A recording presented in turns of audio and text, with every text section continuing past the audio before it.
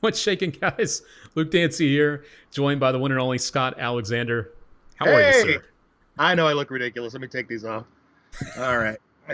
Much better. Much, much better. Thank you for that. I appreciate You're that. welcome. Do I look all right? Uh-oh.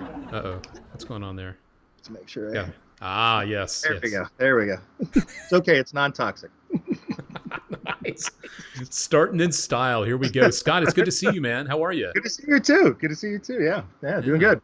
We've been hanging out online here or there, popping up on these magic chats people are doing. And, Yeah. it's fun to actually sit down and chat with you and find out the world of Scott Alexander. So, Welcome to my yes. world of illusion. Yeah. So, I definitely want to kick it off by letting everybody know what you do, because there's a lot that you do. So, I've got your promo reel keyed up as well. Oh, okay. So, why don't you go ahead and let everyone know who is Scott Alexander and what is it that you do? And then we'll get into all the details and take some live questions. How's that sound? All right. Yeah. Well, I know everybody's interested in what I do. Of Uh, course. Something like that. No, I'm a magician first and foremost. I very much enjoy performing magic, and on the other side, I enjoy creating magic. Um, it's I've been doing it ever since I was a little kid. Got the stories the same as a lot of people. Got the magic box of stuff from grandma. Graduated from that to doing kids' birthday parties, Kiwanis clubs. Went to school, college, majored in theater. So I'm actually using my degree technically. So, and then after that, I started performing in colleges, traveling around in a van, toting a bunch of illusions and doing college shows. Then I ended up at Bill Malone's Magic Bar in Florida doing close up. Then I went out to Vegas and worked there for about 9 years, and then came back to PA, back home to the East Coast, and that's where I've been doing cruise ships, doing one-nighters, and then building and creating magic tricks for everybody to go out and give them a shot. So that's kind of me in a nutshell. Yeah, and that's definitely something that we are going to chat about too. Is your product line? Obviously, you've got a lot of stuff out there, and actually, you were telling me before we went live, you actually have a brand new thing that just got delivered to the Murphy's Magic Warehouse. So that's exciting too, huh? It is, and I don't want to make this about, I hate it when people, talk about their products all the time and are pitching stuff. I don't want that. I don't want that to be this kind of thing, like I don't want it to be. Wait, what is this? Oh, wait. Oh, it's my new DVD. Hey, buy my new DVD. It's magic. What? It's here. It's gone. It's here. It's gone. No, but yeah. There's I had a new DVD. A lot of people like the stand up with cards or standing up on stage series. So I decided to continue the series and make another series of them. So cards, dice, ropes, thimbles, coins, just other stuff you can do on stage. Because there's a lot of people who want to. I get emails all the time. How do I get into stand-up magic? A couple years ago, John Armstrong was emailing me saying, "Hey, I want to get into stand-up magic," and he said the DVDs that I put out helped him immensely. Nice. So that's a lot of people want to get into that who are used to doing close-up. So, but there's really nothing out there other than reading thousands and thousands of books to figure out what you're going to do. So I wanted to kind of give people a chance to see how you could take smaller things from you already do and transfer them to the stage, and then apply stagecraft and techniques that I learned from my theater training, Yep. and kind of give you some insight to help you a little bit further along the way. So, Absolutely. And speaking of helping people, I wanted you to know this. Tyler Scott over on our YouTubes says he loves Scott's work. Obviously, I think we all do. And he says he won first place in a college-wide talent show using a script that he wrote for his Nailed It routine. So that's pretty sweet. hey, oh, that's great, fantastic, and it's great that you wrote your own script for it too. I think that's fantastic. A lot of people, will put out a DVD or something and go, Right. this is my script, so don't my jokes, don't do them. I put it out there so you can have a starting place. But if you can take that further and write your own stuff for it, that's all the better. That's all the better. Absolutely. Absolutely. And like I mentioned before, guys, we're also taking some live questions. So why don't we go ahead and do that with our first one coming in. This one's from Facebook from Mark, our buddy Mark over in the UK. This is like a couple questions in one, but we'll kick it off here with how is it that you got into magic? That's always a very common question. Hmm. What is the Scott Alexander answer to that one?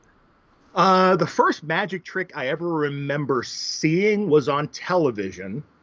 And it was Lucille Ball, and she was in this leotard outfit, I think with Orson Welles, and made a cane, a Fantasio cane. She held it like this, and poof, it was gone and turned into a handkerchief. And I was like, what the heck?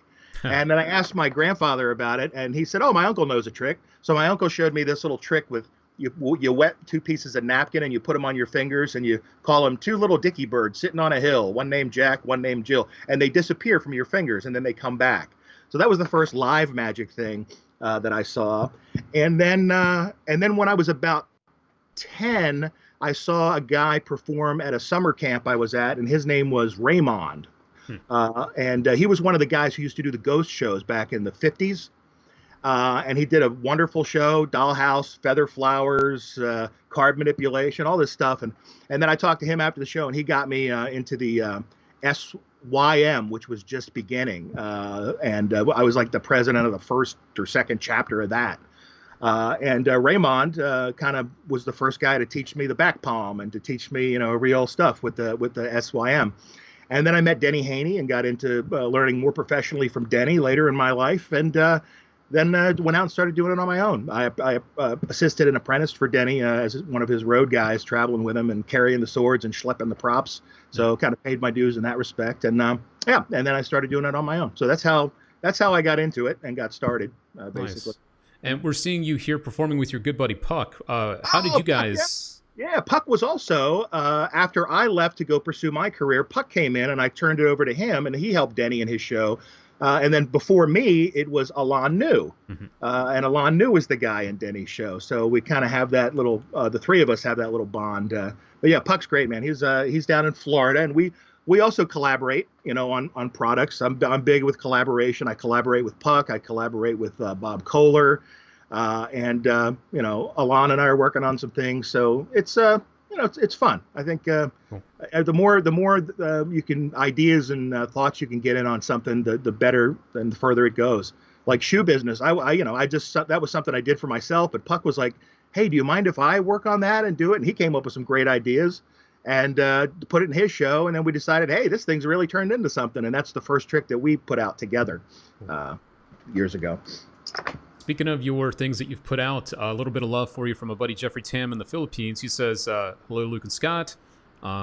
He's been a big fan of yours for years, and he especially likes Superfly. It's always in his repertoire. So. Oh, cool. Well, that is a great compliment. I really appreciate it. I also, another guy, I'm always flattered when people say they do my stuff. And I went to go see The Illusionists a couple of years ago. And I was sitting there talking with Colin Cloud and Kevin James, and Jeff Hobson came up and said, "Hey, I want to tell you, I'm working on your Superfly. I think it's great." So that was kind of a nice compliment too. And that routine is based on a routine that Denny used to do.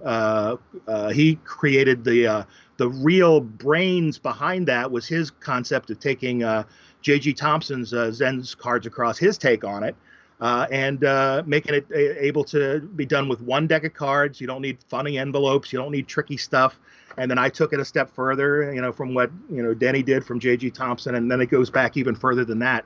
So, we all stand on the shoulders of giants, as they say. And my thing about putting out products is I see something. I want to do it in my show. I work on it. I do it for a couple years. And I try to fix the problem that I think, for me, what the problem I have with the trick is. And then once I've solved it, I go, okay, cool, I like this. Maybe someone else had the same problem. And then out it goes. Yep, well said. I'm going to pop back on here for a second as we continue to watch you and Puck do your thing to a live audience here. Tyler Scott would like to know, you mentioned a key name there, which, we can't ignore your connection to Denny Haney. And Tyler was curious about the progress on the book. How's the book coming along, the Denny Haney book that you've been tirelessly working on for a while? Oh, gosh, yeah. I work on it every day. It's a lot of it is written. I'd say about 90% of it is already written, and it's passed through a couple of editors along the way. And right now, I'm in the process of scanning photographs. I uncovered a treasure trove, even some photos that Denny had hand labeled and put into envelopes for me. I didn't know he had done it because we'd been working on this book for like, I don't know, 7 years. So he had I found this stack of envelopes, and it was like humorous, Vietnam, pre-Vietnam, Philippines, and they were all filed away these pictures he wanted in the book. So I'm going through all those now and scanning them. And I'm shooting for, I don't know, trying to have everything wrapped up by the end of this year and ready to go to a printer. That's the goal, but things change. But that's what I'm trying. I'm trying to get this thing out because there's so much he had to say, and I think a lot of people need to hear it. Some of them heard it directly from him, but those who haven't or haven't had the chance or didn't have the chance to meet him will get it through the book. So, very cool. Yeah. I know a lot of people, myself included, are very excited for that to come out. You actually told me something about a month ago that I didn't even know about, was that Denny did a bullet catch, which is pretty crazy. Oh, yeah, he did a bullet catch. He started working on it in 1979. Wow. And he did it until 1986. Over 300 shows he did the bullet catch. Wow. And up until that point, he was the guy who had done the bullet catch more than anyone else until Penn and Teller started doing it. Yeah. Wow. And it was a really good method. And I got all the props that he gave me, and I analyzed everything. I went through what he told me about the method, and I recreated it a couple of weeks ago, made sure it worked and in the way that he described it to me. And I wrote it all up in the book. I'm not saying you should do it because it's not a great trick to go do. And a lot of people just did it as a publicity stunt because it is so dangerous. Anneman did it as a publicity stunt. Milbourne Christopher did it as a publicity stunt. Lots of guys did it, but Denny did it in his working repertoire night after night, which is a testament to how thorough he was and spot on with the method and the safety of the whole thing. It's really an interesting study on how to put together a routine. And if I'm not mistaken, when we chatted before, you told me you actually have the gun that he used for the bullet catch. Is that right? Yeah. He used a 30-30 break action rifle, which only held one shell at a time, yep. Only one chambered, only one goes out, so there's no possibility of a Chung Ling Soo thing, a double one, all that. Yeah. So yeah, it was really meticulously thought out and so well done. And I got to see it. I saw it when I was 16. Wow. Because I grew up in the same area, Baltimore, and Denny had done a show at Parkville High School, and my grandfather took me to see it, and it was something else, man. It was something else. And I have a video of that very show. You can see my grandfather in the audience in the video, and like right next to it, you can kind of see my arm poking in, but I'm in that little video I found. And I found so much video on him. I'm going to have to put out a video with the book too. There's so much stuff that I didn't even know he did. I think yesterday I had a bunch of beta tapes transferred. I found a car commercial he had done for Pontiac. I found a corporate thing where he made this miniature elephant disappear as a pitch for a corporate event. Because he was like king of the corporate stuff in the 90s, man. He was anybody who needed illusions in corporate in the 90s, he was the guy. That was the guy, yeah. Because he not only did the illusions, but he was funny while he did the illusions, and that's what really they were into at the time. Yeah. He was definitely one of a kind. That's for yes, sure. He was. Yeah, opinionated bastard. But damn, he loved magic and knew a lot about it, and I miss him every day. I believe that. Totally believe that. Yeah. This is a question that comes in from Dave over on Facebook. Dave Rothberg. Good to see you, Dave. He wants to know, Scott, what is your favorite creation? Because I put out a little bit of a poll here asking people live for their favorites from you. But what is one of your favorites? Or maybe you have a couple favorite things that you've created and maybe released out there on the old market. Or maybe you haven't released this particular thing, Well, I'll just go with the stuff that I already put out. I'll come up with one of those. I'm very fond of the bullet catch with the paintball. Yeah. Talking about bullet catches. I thought a couple people would get it because, well, number one, it was expensive, and I usually make my stuff expensive. There's a price of admission. You're kind of buying my brain and the time that I spent working on it. The years I spent working on it.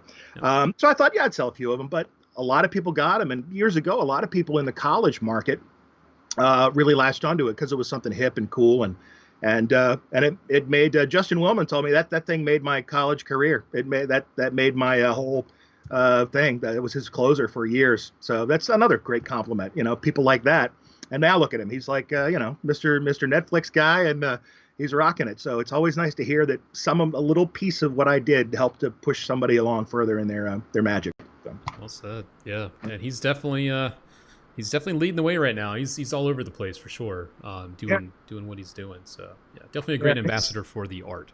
Yeah, and very charismatic, and that's a lot of people are turned off by Magic because it's kind of like, but he is he delivers it in a way that people want to watch it. Yep. So yeah. Well said. I got to say one of my personal favorites, since we're talking about your stuff, it has to be where is my shot? I think it is here. There we go, Mr. Bias Pad. Oh yeah, that thing is great, man. There have been other locking add a number pads. Sure. The first guy, I've done a lot of research on him too. The first guy to use a magnetic locking one was Steve Dushek back in the 70s. He released a trick called Padiatrics.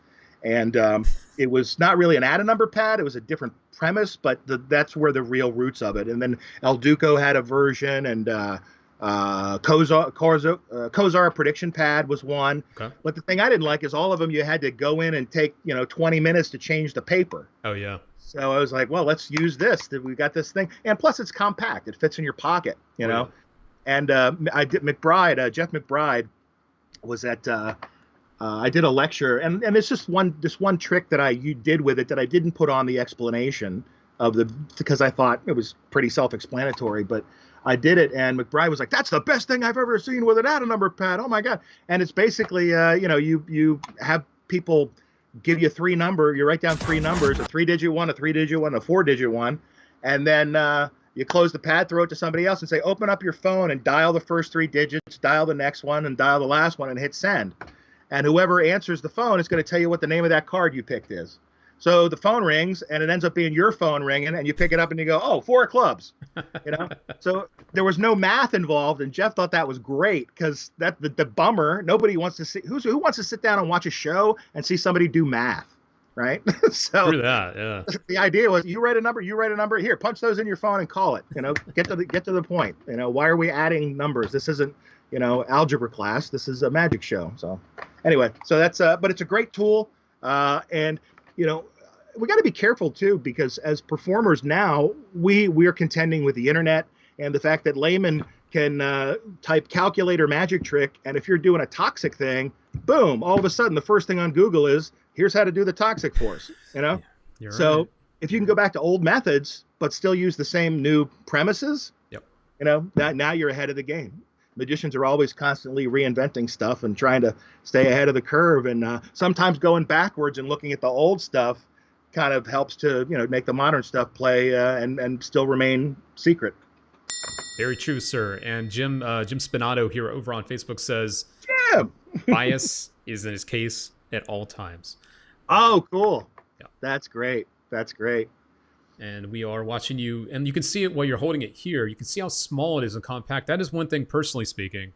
Yeah. The older add a number pads were they're kind of big and clunky. They just didn't look like a normal pad. They look like a magic prop, Yeah, and this basically, I just frisbee it to somebody. I go, "Here, you take it," and it flies nice, and the thing is just cool. It's really, really just, I put a lot of time into it before I decided to let that go. And Murphy's was great about putting that together, and they're a good partner too. Collaborating with them, Patrick over there is just great.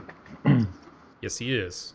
So if you guys are looking for a great add a number pad, I have no affiliation with Sky Alexander. I do have an affiliation with Murphy's, but this has nothing to do with that. Bias Pad has to be the best add a number pad on the market. Period. Thank you. So if you're looking for one, you just found the best right there. I've used a lot of them in the past, so I can speak for that. I think the last one I used was the Horowitz wallet. Oh yeah, that's a good one. Yeah, but I hate plug-in stuff. It's just really just not. My new DVD. Oh, standing up with cards. No, but thank you. I'm glad you like the pad. It's really cool, and a lot of people echoed that sentiment. So that's nice to hear. I know. A quick reminder too, if you guys are just joining us for the very first time, we do go live every single week, and a very easy and very quick way to make sure you don't miss any time we go live is just say the word live in the comments. It really is that easy. I'll take care of the rest, and you will never miss when we go live with people just like this. the great Yeah. Scott Alexander. So if you haven't already, if you've done it before in the past, I got you covered, as you know. If you haven't, though, go ahead and say live and we'll take care of you. All right. Let's see here. George G says George. Scott is one of the best performing magicians in this day and age. Glad to call him a friend. Very nice. Oh, George G. No, I don't know who that is. Now, just no, I know. Hi, George. How are you? Thank you. I appreciate that. What was the other question I had here? Mark Wybrow's back. He's always full of great questions. He says, well, when you create a new trick or improve on one, what is your starting point on this? Why don't we start with a new trick? What's the starting point, or how do you kick things off to begin that process? It starts with the thing that bugs me. It really does start with the thing that bugs me. There's that. If you look at your own magic and you videotape yourself doing it, and you watch it, you can see that time where you blink or you shake or you flash or there's some weakness. Every magic trick has a weakness in it. There's like a chink in the armor, like a break in the perfect structure of it. And that's what I focus on. Like, for instance, the needles. Take the needles, for example, the sewing needles, swallowing. The thing that always bugged me about that was that, well, there were a couple things. One, in most of the methods that are described in like Tarbell or John Booth's Marvels of Mystery, all of these tricks, you have to have needles in your mouth. And if you've done the trick and you've got them in the thing with the thing, you know that it kind of is painful and hurts a little bit. And there is a danger that you could swallow them. And I didn't like that at all. So I wanted to find a way to do the needles without having to really hold a bunch of needles in my mouth, and make it as safe as possible. So that was my bugaboo. That was the thing that bothered me. The second thing that bothered me was that when people do the needles, I don't think I have here any string. Oh yeah, well, no. But anyway, the idea is when you're pulling the needles out, you're doing this, right? Trying to unwind the thread, right? Yeah. This is action. What you should be doing is you should be simulating that they're coming out of your throat, which means you would pull them out like this. Well said. Right? So, fortunately for me, by experimenting and playing around, the one idea solved both problems for me. And so now I get that. I get the fact that, I don't have to hold these things in my mouth for real. And I also get this lovely picture of the needles coming out of an open mouth rather than having to unwind them. So I attack the problem that I don't like about it. And that's where I start. That's my starting point on a trick. Problem solving. Yeah. It's actually a great timing on this one. I just, again, got a poll up. If you guys haven't seen it, I'll pop it up on Facebook again. It should be popping up on your screen right now. Asking what's your favorite Scott Alexander trick. And Michael Healy's was Shattered, which I think certainly solves the problem of smash and stab with the danger element.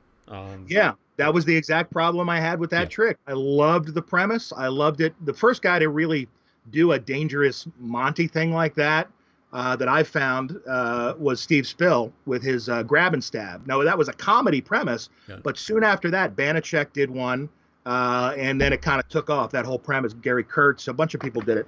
But all of these things, right? Penn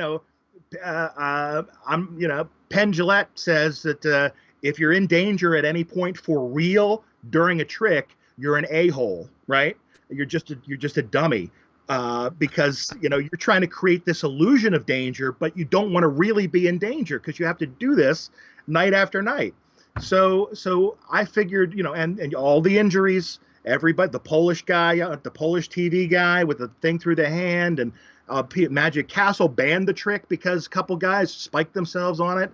So I wanted to find a way that I could make it safe. And the idea of using that Nielsen bottle in the beginning, it came to me because we were doing a play in college, West Side Story, and the director wanted a guy to be able to break a bottle and riff to break the bottle and try to stab Tony with the bottle, or I'm not Bernardo with the bottle. And so I basically built this thing where he would take a real beer bottle, smash it, and drop it into the container and pick up the rubber one, and then he could stab him. And the rubber one had a little blood packet up in it. You know, he went like that. So that's when I came up with that idea, and then said, wait a minute, I can use this for that premise, and it's great. So that led to that, and then later on, that thing changed into Nailed It, with the idea of the nail, which basically came because I was starting to scale down my show a little bit and wanted to travel smaller. So I figured, well, what could I use that's smaller than a bottle? And that's when the nail thing came in. And I was like, well, how can I simulate the nail? And that's where that took off. So again, another problem solving, trying to get that trick to pack down a little smaller. And Shattered, again, another guy, great magician, Dan Sperry, right? Oh, yeah. Sperry wrote me and he said, you made my career with that trick. That became 20 minutes in his show. Wow. And that was, he said, I can't thank you enough. We were having a little whiskey in Las Vegas, and he was like, I got to tell you, man. And, Dan's not a guy to blow smoke up your hoopty. True that. But I was very flattered that there are really the people using this, and it became a part of his act for many years. I know. Yeah. We're talking about favorites. This is actually one of my favorites. Ian Fernandez popping up here on the old poll says his favorite Scott Alexander trick is the bullet catch with the straw. And I have to second that. Oh, yeah. Such a fun thing. We were talking about that a little while ago. Not today, but yeah, I love that trick. It's fantastic. Yeah. That was on my very first DVD I did with Bob Kohler. And we have to give Bob Kohler credit, because if he hadn't encouraged me to do those DVDs, I wouldn't have been putting stuff out. So a big thank you to Bob Kohler. And yeah, that was on my either my 10 o'clock or midnight show, which was my very first magic product. And yeah, that was something I used to do at Malone's a couple years before I went to Vegas. And I love it because it covers all the points of the bullet catch, the rifling marks, the powder burns, you get a visual thing. It's just, and it looks impromptu. But you can do a whole stage show with a straw and a pen and a piece of flash paper. And it's just a cool little illusionette, with a close-up illusionette. There's not a lot like it. So I think it's cool. Yeah, that one surprised me. I picked up your when you did your Christmas live this year on your own. You were offering your lecture package thing, the digital one. I picked it up and I saw that on there. I think that was a lecture you did a long time ago, but I think it's telling, and I think it stands the test of time, that even though some products aren't necessarily new, doesn't mean that the material on them isn't still relevant or hella good. At the end of the day. So. In fact, that's the guy who first magic shop I went to was Phil Thomas's Yogi Magic Mart in Baltimore. And Phil Thomas always used to say, when you walk into a magic shop or you go to buy a trick, don't ask what's new, ask what's old. And then you're not doing something that every other damn magician in the whole world is doing, that people are seeing. You're coming up with something on your own. So. Yep. Well said. Yeah. A few more questions coming in here. The time is flying by, as it always does. So I'm trying to squeeze in as many of these questions as I can. So far, I feel like I'm doing a pretty good job. Yeah, you got it together, man. Trying. When it comes to, actually, Jim Spinato wanted me to tell you something. Tell Scott the casino reopens in June, and I would love to have him come back at the comedy club. So. Oh, absolutely! That is a great venue. Thanks, Jim. Yeah, let me know. Let me know when we're back to no more of this. Let me know. Yeah, right. Yeah. Let me know. Yeah, he's got a great place on the weekend. You go in there, and there's a beautiful comedy club, a nice stage. It's all set up at I think it's the Mohican Sun, if I'm not mistaken. Nice. Up there in Connecticut. So yeah, great. I'll be there. Let me know. Sounds good. All right. Anton had a question about character development. Because Anton says that they really like your insight on character development. What is your method when you invent a trick? Any tips to help experiment, bring out the creative juices? So not necessarily trick development, but creating a character around the trick, it sounds like, is what he's looking for. That. Oh, yeah. Well, you have to pick. Why do we pick the tricks that we do, right? Why? Why do we do it? Most of the time it's, we see somebody do it and go, oh, that's really cool, I want to do that. Right? Yep. But that's the wrong thing to ask. You have to ask, why should I do that? Right? What can I bring to that? Not what can that thing give to me? What can I bring to that? It's a different perspective. So when you're looking at a trick and you think it's cool, okay, that's great. Now ask yourself, what can I contribute to this trick or this effect, right? What can I say about it? How is my life? How does my life inform this? Maybe if it's a trick about, I don't know, something that has to do with something happening fast. Maybe you're a car enthusiast and you like fast muscle cars, right? So maybe ask how you could maybe bring that idea into this fast moving trick. I'm just spitballing off the top of my head, but ask yourself what about me fits this trick or fits this premise, and then you can seamlessly hook together your character and the material that you do. And because after all, they don't care about the trick. Ever since people Ugg and Thog sat around the fire and started telling stories, we're interested in other people, right? It's not the fact that he can put a rock in his hand and make it disappear. That's interesting for a second, but why he did it and how he did it and all that stuff is more interesting, and then the story behind it. It became intensely more interesting when Thog said, me travel many moon to get dinosaur and wife and make disappear, whatever story he's going to tell with it. Then it became interesting, and then we started getting theater, and that's and over the course of thousands and thousands of years, it developed into an art form, and it should stay like that. So it's human connection. It's what do I bring to this thing? How can I then take this and make other people care about it? So it's that kind of thing. Don't just go, oh, I like that trick, I want to do it. Think about what you bring to it, and then what you can take and give to others, around the fire. Well said. Well said. Yeah.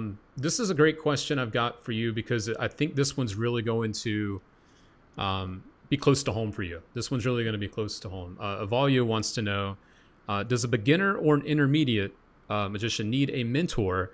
And what is your opinion on mentorships and students? As someone that had such a close relationship with Denny, I would venture to say he was kind of like your mentor, I would assume, right? Like, oh yeah, absolutely. Yeah. I probably wouldn't be doing this professionally if I hadn't, run into Denny and met him, It's it really was important, and not just, and Denny wouldn't tell you anything either. It was kind of like, for instance, he did the canvas covered trunk, right, which is a great metamorphosis illusion.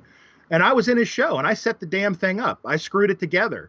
I set the props, and I didn't know how it worked for like a year and a half when I worked for him. And he wouldn't tell me, and I wouldn't ask him either, because if he wasn't going to tell me, I wasn't going to ask.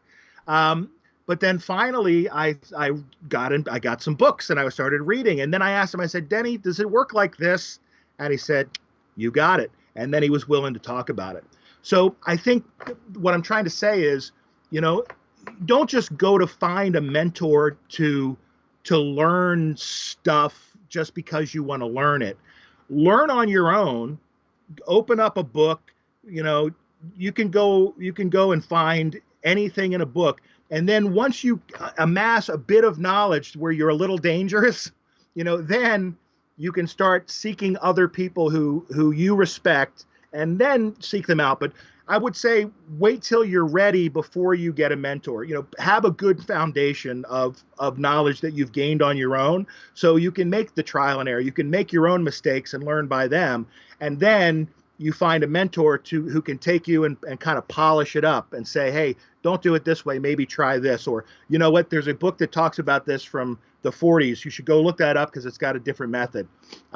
So don't not look for a mentor, but only look for one when you're ready. And usually when you're ready, one will appear.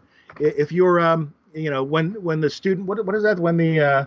When the student is ready, the teacher appears, something like that.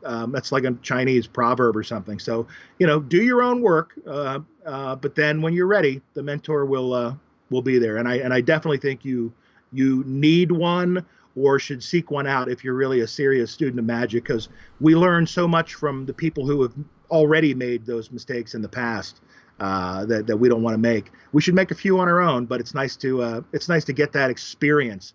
There are a lot of old guys. Denny used to say this all the time.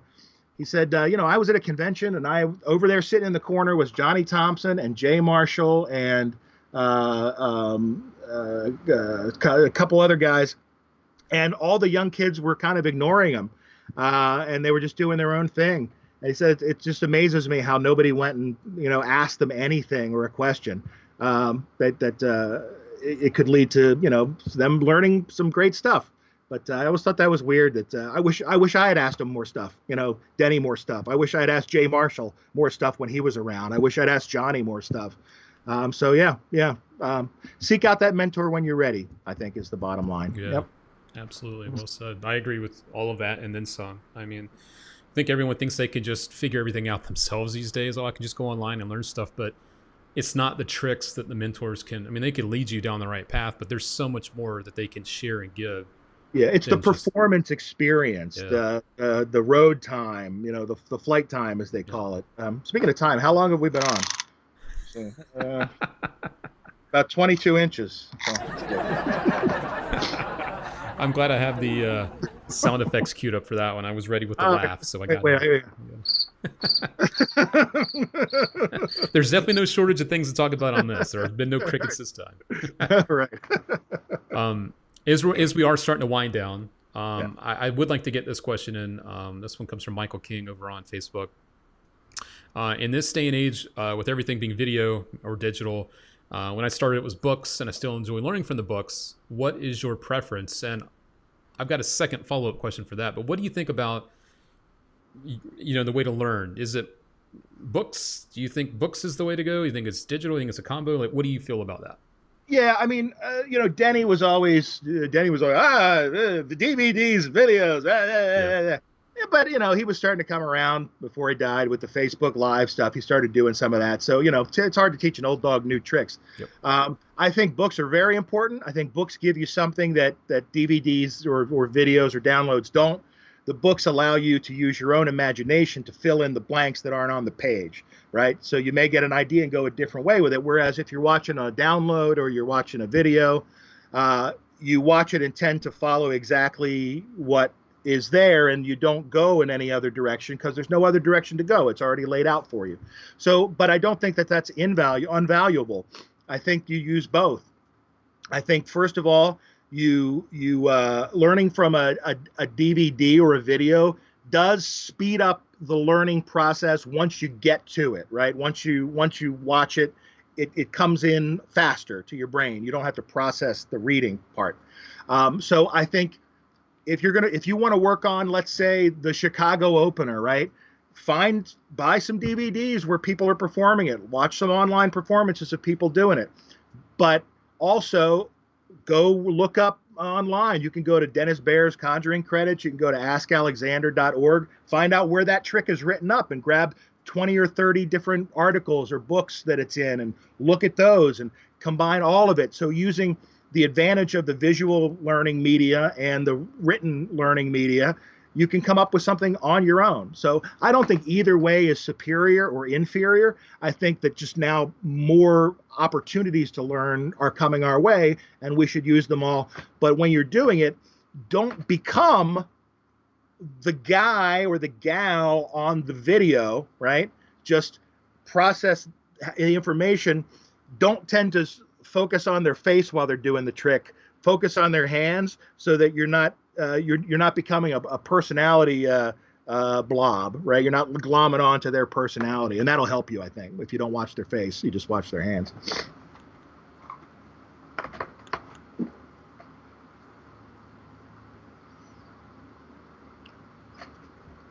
Oh, I believe I lost audio. I can't hear you. Hello, I think I'm back. Oh, now. there you. Sorry about that. Blah, blah, Sorry. blah, blah. John Shackelford would like to know, and we'll start to wrap this up with this question. And I did want to mention it just got real too. Oh yeah. John wants to know, what are some of your favorite non-magic resources that have helped you be a better stand-up performer? So not magic related, just in general. What kind of resources would you recommend? Oh, there's a great book. There's a great book called The Stand-Up Comedian's Toolbox, I believe it's called. It's got a red cover. You can probably find it on Amazon. The Stand-Up Comedian's Toolbox, and Zen and the Art of Stand-Up Comedy is very good too. And also, still magic related, but Ann Keeble's book on stand-up comedy magic is very good as well. So yeah, those are stand-up comedy. Steve Martin's book, Born Standing Up. Read that. That won't teach you tricks, but it'll teach you philosophy and thinking behind what he did and why he gravitated towards magic in the beginning, and then why he kind of left it behind. So yeah, those are some good resources. Very good. Appreciate it, sir. Yeah. Speaking of good resources, I know that we were also chatting about reading things and studying things. I know that you did a great job of combining that actually with your It Just Got Real release, Oh, which yeah.